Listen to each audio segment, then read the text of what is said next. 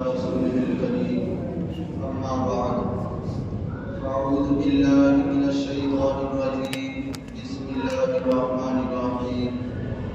يا أيها الذين آمنوا كتب عليكم الصيام كما كتب على الذين من قبلكم لعلكم تتقون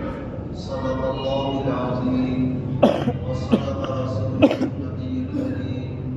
ونحن على ذلك لمن الشاهدين والشاكرين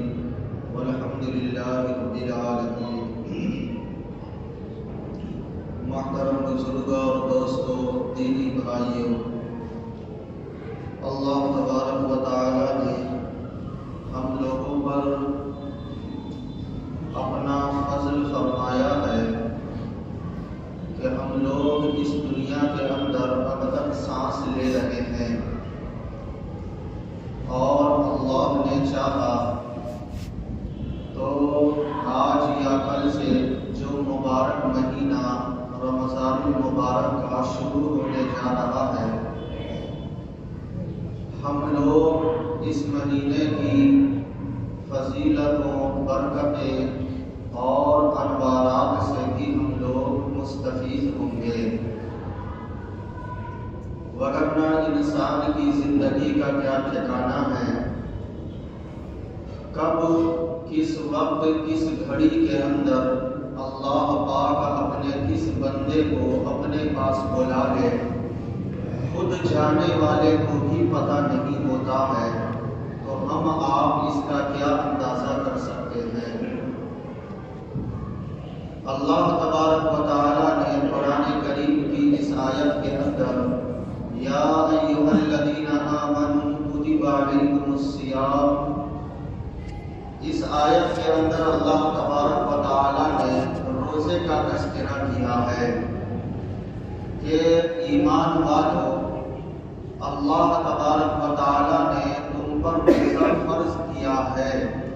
کما کتب علی الذین من قبلکم، جیسا کہ تم سے پچھلے لوگوں پر بھی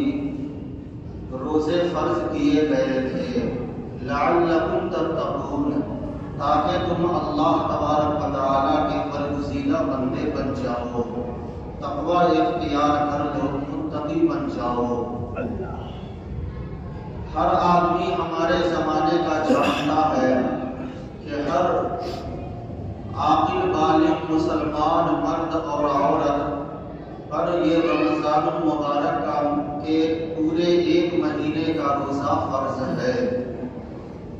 روزے کی اہمیت اور فضیلت قرآن و حدیث کے اندر بے شمار ہے،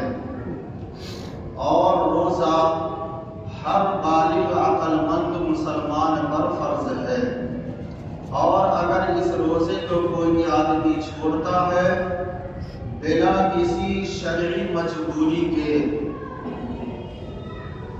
تو جس طریقے سے رمضان المبارک کے مہینے میں اللہ تبارک و تعالی رحمت کا دریا برساتا ہے اور مانگنے والے کو اللہ پاک خالی ہاتھ نہیں چھوڑتا، روزہ رکھنے پر، تراویح کی پابندی کرنے پر اور رمضان المبارک کے آداب کی رعایت کرتے ہوئے جو آدمی بھی دنیا میں زندگی گزارتا ہے، تو اللہ پاک اس کو اپنا برگزیدہ بندہ بنا لیتا ہے، اور اس کو بلا حساب و کتاب،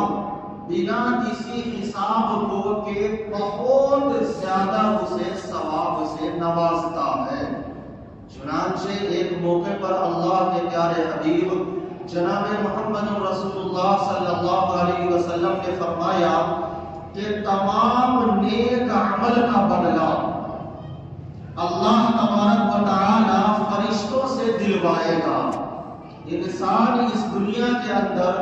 نماز پڑھتا ہے، قرآن کی تلاوت کرتا ہے، ذکر و تسبیح کرتا ہے، غریبوں اور مسکینوں کے ساتھ ہمدردی کا معاملہ کرتا ہے، اور دوسرے نیک اعمال جس طریقے سے کرتا ہے، تو ان تمام کا ثواب جو اللہ پاک دے گا کل قیامت کے دن، وہ فرشتوں کے ذریعے دلوائے گا، مگر آئے گا روزے کا نمبر، تو روزے دار اور اللہ کے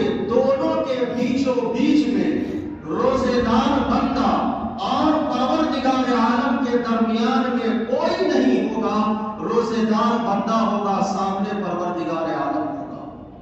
حدیث کے اندر صاف صاف الفاظ ہے وَأَنَا أُجْزَى بِهِ، محدثین نے لکھا ہے کہ اللہ تبارک و تعالیٰ کے اس لفظ کا اصل مطلب یہ ہے، محدثین نے لکھا کہ اللہ نے یہ فرمایا کہ جب روزے کا بدلہ اور ثواب دینے کا نمبر آئے گا تو میں خود اپنے بندے کو دوں گا۔ اور بعض محدثین نے یہ لکھا کہ اللہ کے یہ فرمانے کا مطلب یہ ہے کہ روزے کے بدلے میں اللہ تبارک و تعالیٰ اپنے آپ کو سامنے کر دے گا کہ میرے روزے دار بندے لو اب میری ذات تمہارے لیے ہے، مانو کیا مانگتے ہو۔ چونکہ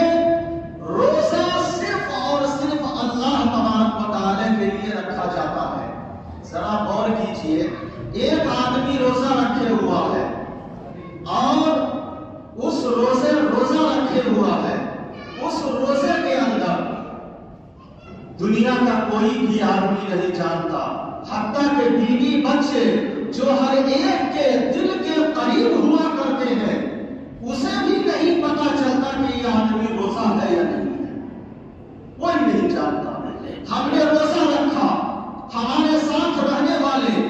دوست احباب ملنے جلنے والے سارے کے سارے حضرات یہ سوچ رہے ہیں کہ ہم روزے سے ہے، مگر تنہائی کے اندر روم میں جس وقت کوئی انسان موجود نہیں ہے، اگر ہم نے کھا لیا، پانی پی لیا،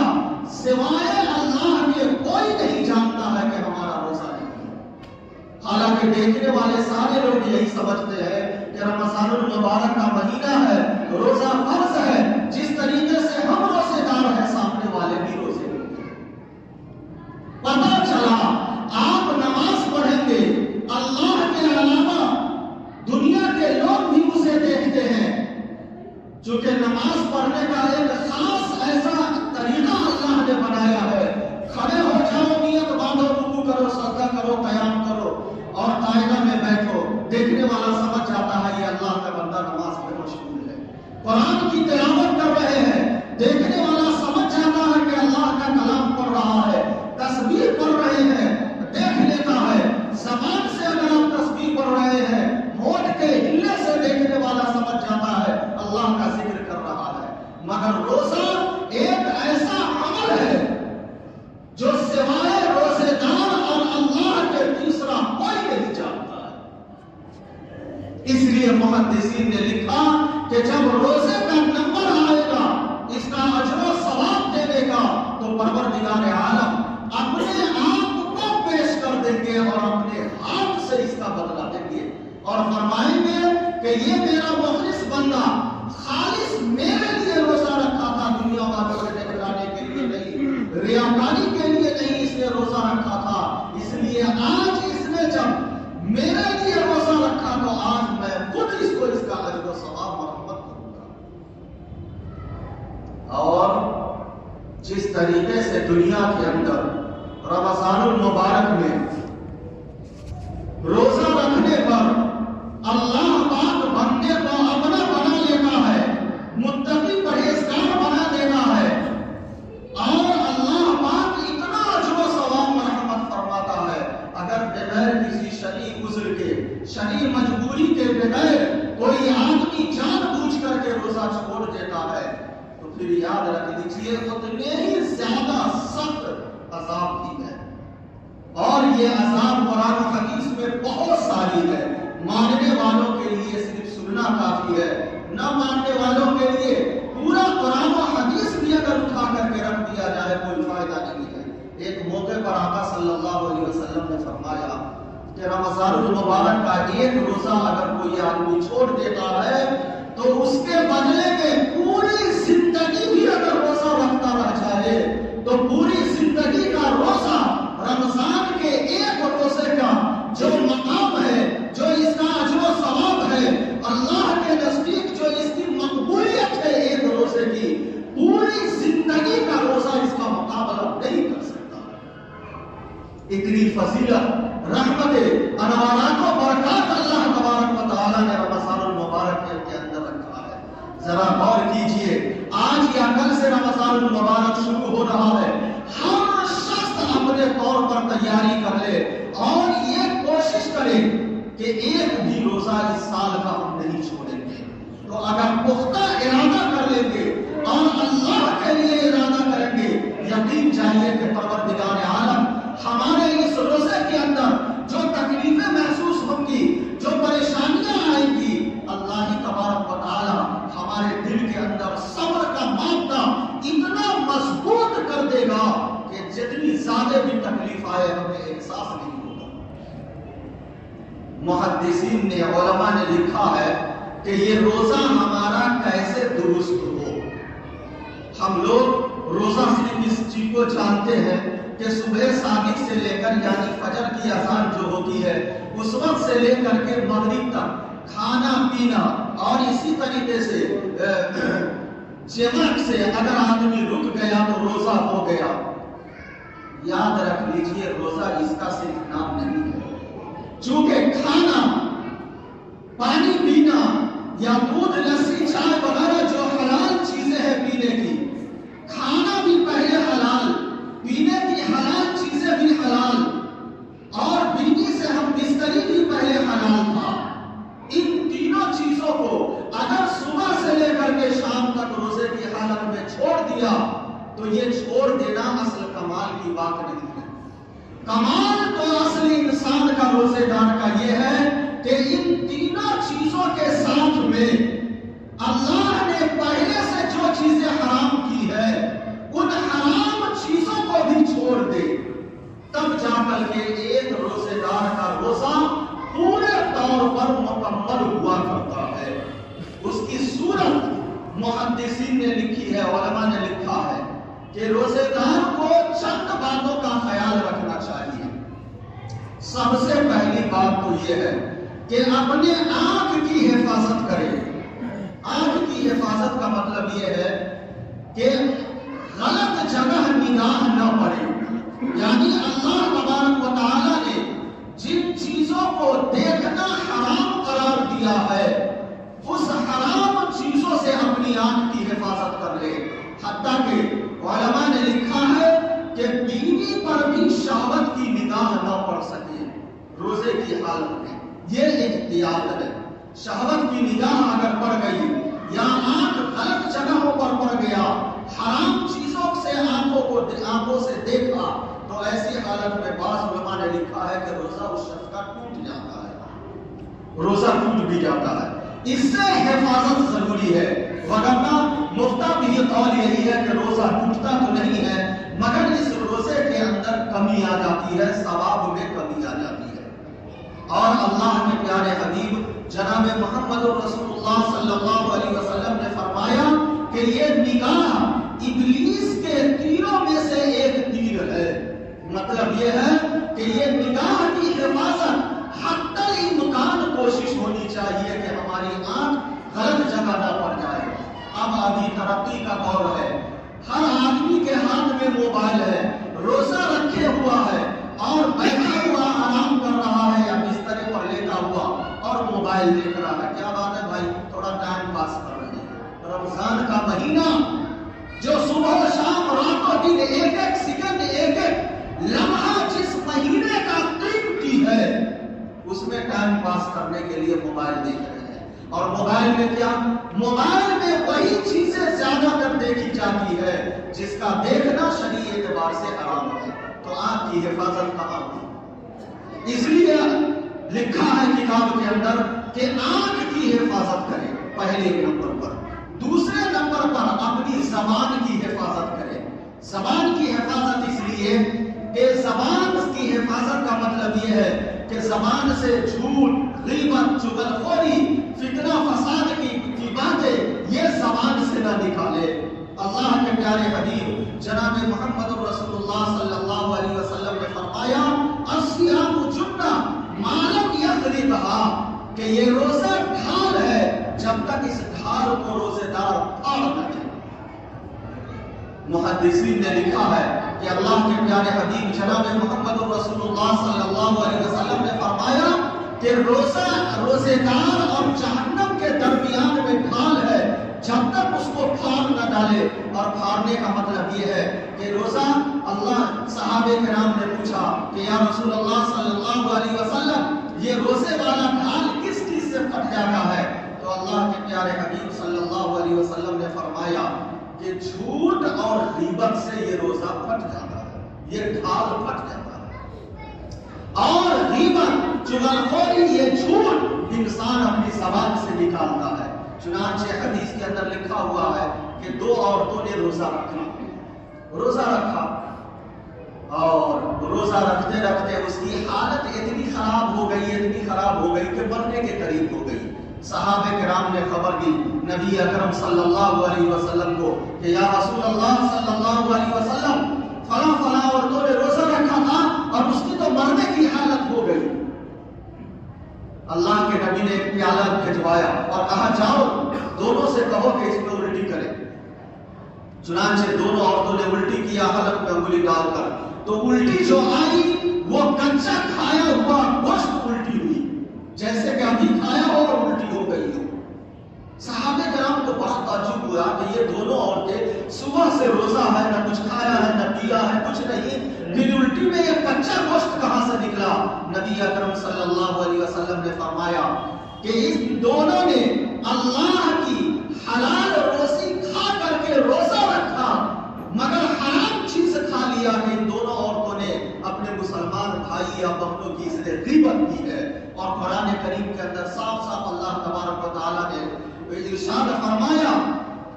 اَيُحِبُّ أَحَدُكُمْ أَن يَأْكُلَ لَحْمَ أَخِيهِ مَيْتًا فَكَرِهْتُمُوهُ کہ غیبت کرنے والا جس شخص کی غیبت کر رہا ہے گویا کہ اس کا گوشت کچا کھا رہا ہے، اس کا گوشت کھا رہا ہے. اللہ کے نبی نے فرمایا کہ یہ دونوں عورتوں نے روزہ تو رکھا ہوا تھا مگر فلاں کی اس نے غیبت کی ہے، وہی گوشت کا لوتھڑا کچا کھایا ہوا الٹی میں آیا ہے. نبی اکرم صلی اللہ علیہ وسلم نے ایک موقع پر ایک صحابی سے فرمایا کہ تمہارے دانتوں کو گوشت لگ رہا ہے، خیال کرو. اس صحابی کو بڑا تعجب ہوا، اس نے کہا یا رسول اللہ صلی اللہ علیہ وسلم ہم نے تو آج گوشت کھایا نہیں، پھر دانتوں کو کیوں لگ رہا ہے؟ اللہ کے نبی نے فرمایا کہ تمہارے دانتوں کو تمہارے فلاں مسلمان بھائی کا گوشت لگ رہا ہے، تم ابھی غیبت کر کے آئے ہو، جاؤ توبہ کرو اور اس سے معافی مانگو. پتہ چلا الصیام جنہ مالم یغلبھا. اللہ کے نبی جناب محمد رسول اللہ صلی اللہ علیہ وسلم نے فرمایا کہ یہ روزے دار اور جہنم دونوں کے بیچ میں یہ ڈھال ہے جب تک اس ڈھال کو روزے دار پار نہ دے. اور فرمایا کہ یہ ڈھال پھٹتا ہے جھوٹ اور غیبت سے. علماء نے لکھا ہے کہ پہلی بات کا روزے دار کو تو یہ خیال رکھنا چاہیے کہ اپنی نگاہ کی حفاظت کرے، یعنی غلط جگہ آنکھ نہ جائے. دوسرے اپنی زبان کی حفاظت کرے کہ زبان سے غیبت، چغلخوری، جھوٹ، بدگوئی اور فتنہ فساد کی باتیں اور گالی گلوچ جتنی گناہ کی باتیں ہیں اپنی زبان سے نہ نکالے. تیسری چیز کا یہ خیال رکھے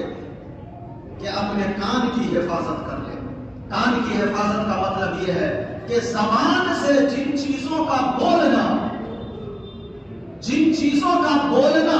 زبان سے اللہ نے حرام قرار دیا ہے، ان چیزوں کا کان سے سننا بھی حرام ہے. چنانچہ آقا دو جہاں سرکار دو عالم صلی اللہ علیہ وسلم نے ایک موقع پر یہ ارشاد فرمایا کہ غیبت کا کرنے والا اور غیبت کا سننے والا دونوں گناہ میں برابر کا شریک ہے. یعنی غیبت کرنے والے پر جتنا گناہ ہوگا اتنے ہی گناہ سننے والے پر بھی ہوگا. اب ذرا سوچئے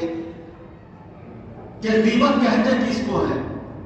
اللہ کے نبی جناب محمد رسول اللہ صلی اللہ علیہ وسلم نے فرمایا کہ کسی کے متعلق اس کے پیچھے ایسی بات کہنا کہ اگر اس کے سامنے میں کہی جائے تو اس کو تکلیف ہو. اب ذرا غور کیجیے،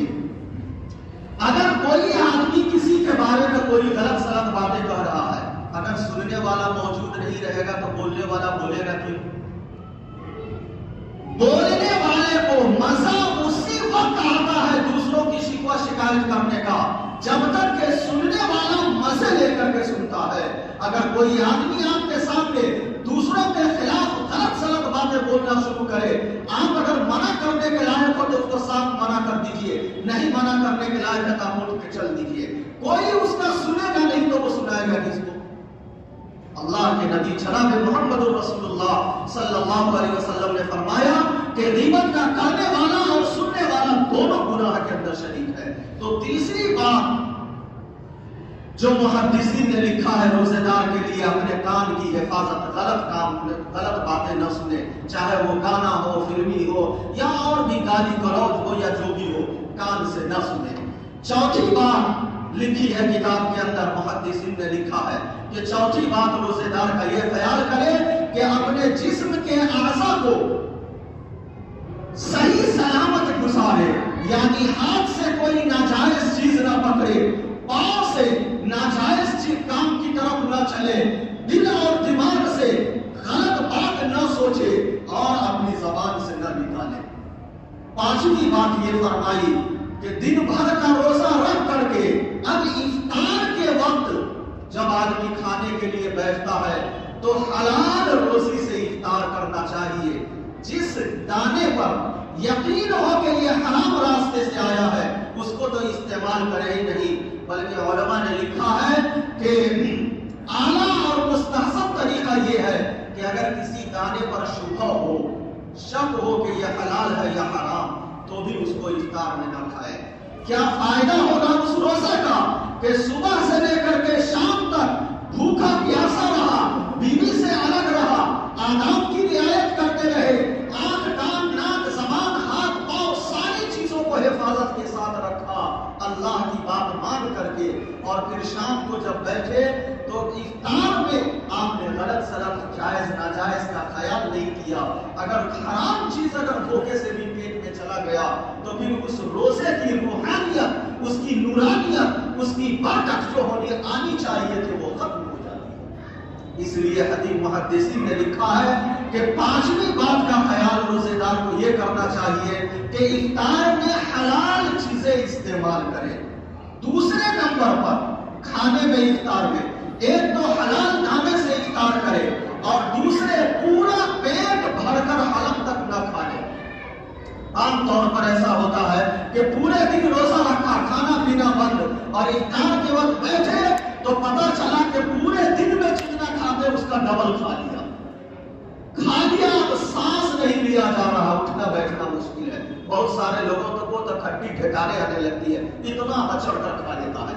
اس سے روزہ کی روحانیت ختم ہو جاتی ہے۔ محدثین نے لکھا ہے کہ افطار کا بھی ایک طریقہ ہوتا ہے کھانے کا، چاہے جتنا عمدہ سے عمدہ افطار ہو، روزے دار کو چاہیے کہ اتنا افطار کرے کہ کچھ بھوک کا احساس بھی ہونا چاہیے روزے دار کو، اور اس کا اصل مقصد یہ ہے کہ اگر پورے دن روزہ رکھا، شام کو افطار میں اتنا کم کھایا کہ خود بھوک کا کچھ احساس ابھی باقی ہے، تبھی کھانا چھوڑ دے، تاکہ غریبوں کا، کمزوروں کا، مسکینوں کا جو بھوکے رہتے ہیں اس بھوکے رہنے کا احساس بھی اپنے اندر پیدا ہو کہ اللہ نے ہمارے پاس تو اتنی نعمتیں دے رکھی ہے، زمین، جائیداد، گاڑی، موٹر، بنگلہ، اس کے علاوہ کھانے کی ایک دو چیز سے بھی میرا افطار ہو سکتا تھا، پھر بھی اللہ تبارک و تعالیٰ نے 10، 15، 20 آئٹم ہمارے دسترخوان پر اللہ نے دیا۔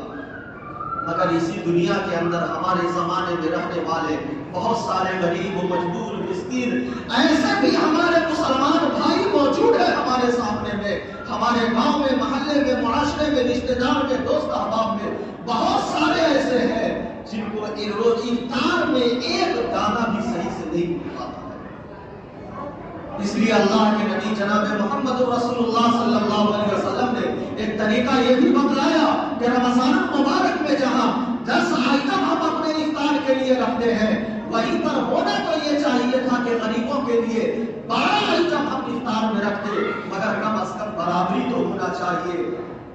اور ہر ایسا روزے دار ایسا کر جو خودداری کی وجہ سے مانگنے پر جو غلط طریقہ ہے مانگنا،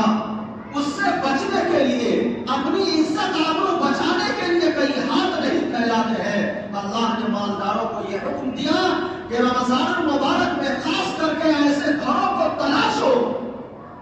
جس گھر کے لوگ اپنی عزت ایمان آبرو بچانے کے لیے کہیں ہاتھ نہیں پھیلاتے ہیں، ایسے گھروں کو اللہ نے حکم دیا کہ میرے مالدار بندو ایسے گھروں کو تلاشو اور بنا کہے ہوئے وہاں افطار کھانا اور سحری کا سامان چپکے سے چھپا کر کے بھیج دو تاکہ اس کی بھی عزت برقرار رہے، اعلان کر کے نہ دو۔ اللہ کے نبی جناب محمد رسول اللہ صلی اللہ علیہ وسلم نے یہ سارے طریقے بتلائے۔ تو افطار میں پانچویں بات کا یہ خیال رکھے کہ آدمی افطار بھی اتنا کرے کہ پورے طور پر سیر ہو کر کے نہ کھائے کہ دن میں ناشتہ بند، کھانا بند، چائے بند، یہ بند وہ بند، اب مغرب کی اذان ہوئی تو پورے دن کا جوڑ کر کے ایک ساتھ ہی کھا لیا۔ اور ابھی کے دور میں تو یہی ہوتا ہی ہے، ذرا دیکھ بھی لیجیے، افطار ہے، کھانا ہے، پھر یہ ہے وہ ہے، پھر سحری ہے، سحری میں بھی بعض دفعہ لوگ اتنا کھاتے ہیں، کھا کر کے سویا، جب اٹھے تو پتہ چلا روزہ خراب، کبھی پیٹ خراب، کبھی کھٹی ڈھکاریں آنے لگی، روزہ مقبول تو ہو ہی گیا۔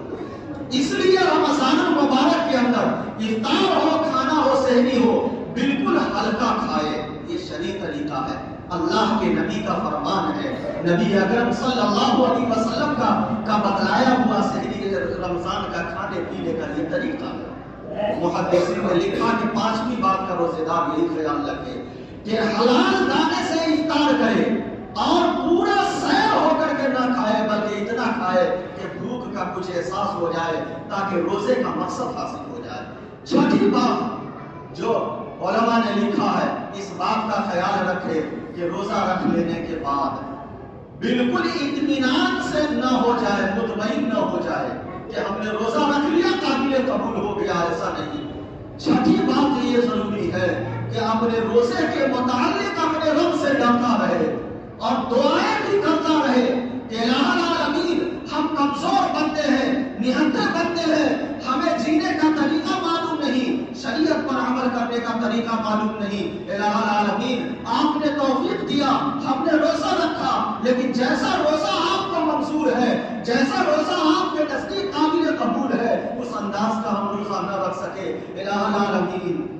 ہمارے اس روزے کے اندر جو بھی کمی ہوئی ہو، گناہ ہوا ہو، کوتاہی ہوئی ہو، الہ العالمین آپ ہمیں اسے معاف فرما دیجئے اور اپنے فضل سے ہمارے روزے، نماز وغیرہ کو قبول فرما لیجئے۔ اس سے مطمئن نہیں ہونا ہے بلکہ اللہ سے اپنے عمل پر ڈرتے بھی رہنا ہے، اس لیے کہ بہت سارے نیک عمل کرنے والے اللہ کے پیارے حبیب جناب محمد رسول اللہ صلی اللہ علیہ وسلم نے ایک موقع پر فرمایا کہ کل قیامت کے دن سارے کے سارے انسان جمع ہوں گے، آدم علیہ السلام سے لے کر قیامت تک پورا میدان محشر کھچا کھچ بھرا ہوا ہوگا، اللہ تبارک و تعالیٰ کی طرف سے اعلان ہوگا،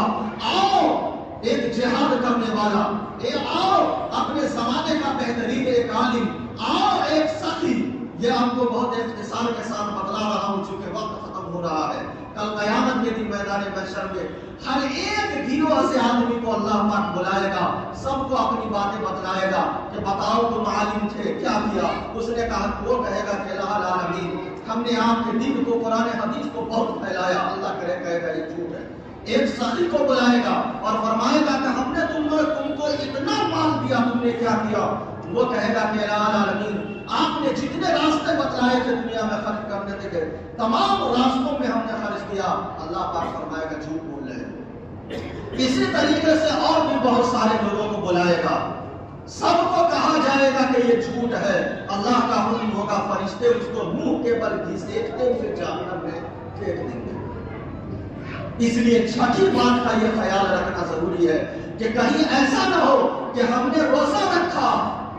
اور وہ روزہ کہیں میں ہمارے منہ پر مار نہ دیا جائے۔ اس لیے اللہ تبارک و تعالیٰ سے ڈرتے رہنا ہے اور دعائیں کرتے رہنا ہے، اس کی دعا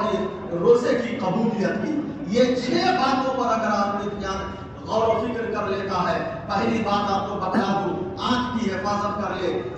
دوسرے زبان کی حفاظت کر لے، تیسرے کان کی حفاظت کر لے، چوتھے پورے جسم کے اعضاء، ہاتھ پاؤں وغیرہ اس کی حفاظت کر لے، اور 5ویں نمبر پر افطار کا خیال رکھے، 6 نمبر پر اللہ تبارک و تعالیٰ سے ڈرتا رہے۔ مفسرین نے لکھا، یا ایھا الذین آمنوا کتب علیکم الصیام، کتب علیکم الصیام تبھی جا کر حاصل ہوگا۔ کہ اللہ نے جو یہ روزہ فرض کیا ہے، یہ فرض روزہ ان 6 باتوں کا خیال رکھا جائے گا، تب جا کر کے اس آیت کے ہم مصداق بنیں گے۔ یا ایھا الذین آمنوا کتب علیکم الصیام، کہ اے ایمان والو، اللہ تبارک و تعالیٰ نے تمہارے اوپر روزہ کو فرض کیا ہے، کما کتب علی الذین من قبلکم، جیسا کہ تم سے پہلے لوگوں پر بھی روزے فرض کیے گئے تھے۔ اور یہ روزہ کیوں فرض کیا؟ لعلکم تتقون، اللہ نے فرمایا کہ جب یہ 6 باتوں کا خیال رکھ کر کے روزے دار اپنے روزے میں ان 6 چیزوں پر عمل اگر کر لے گا، لعلکم تتقون، تو اس روزے دار کو اللہ تبارک و تعالیٰ تقویٰ سے مالا مال کر دے گا۔ اور جب اللہ تبارک و تعالیٰ کے یہاں جب اس کی مقبولیت ہو جائے گی اور روزہ قابل قبول ہو جائے گا، تو اللہ تبارک و تعالیٰ اس کو اپنا نیک برگزیدہ اور اپنا قریبی بندہ بنا لے گا۔ اس لیے ہر شخص کو چاہیے کہ اب جو بھی چند گھنٹے باقی ہے رمضان شروع ہونے میں، اپنے دنیا کے ضروریات، کام کاج، ٹائم ٹیبل، سب کو جتنا زیادہ سے زیادہ ہو سکے دنیاوی کام کاج اور مشغولیت کو کم سے کم میں لے آئے، اور زیادہ سے زیادہ وقت رمضان المبارک کے اندر روزہ ہے، نماز ہے، قرآن کی تلاوت ہے، ذکر و تسبیح ہے، اور جیسا کہ حدیث پاک کے اندر ہے کہ رمضان المبارک میں 2 چیزوں کی کثرت رکھنا چاہیے، ایک لا الہ الا اللہ محمد الرسول اللہ کی، اور دوسرے استغفار کی، استغفر اللہ ربی من کل ذنب واتوب الیہ۔ چلتے پھرتے، اٹھتے بیٹھتے، سوتے جاگتے جتنا زیادہ سے زیادہ ہو سکے نماز قرآن کی تلاوت وغیرہ کرنے کے بعد، نماز سے فارغ ہونے کے بعد جو وقت ملے یہ تسبیحات وغیرہ پڑھتے رہا کرے۔ اللہ تبارک و تعالیٰ سے یقین کامل ہے کہ ہم سارے لوگوں کے روزے کو اللہ قبول فرما لے گا انشاءاللہ تعالیٰ۔ دعا کیجیے کہ اللہ پاک ہم تمام لوگوں کو کہنے سننے سے زیادہ عمل کی توفیق عطا فرمائے اور سنت و شریعت کے مطابق زندگی گزارنے کی توفیق عطا فرمائے۔ باقی دعوانا الحمدللہ رب العالمین۔ جن حضرات کی سنت قابل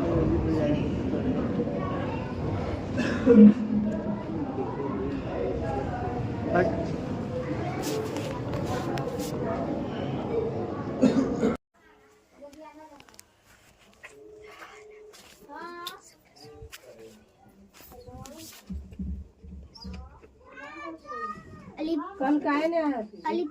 आए तो थे। आए कहाँ नहीं आए थे? अच्छा, कल कितना था?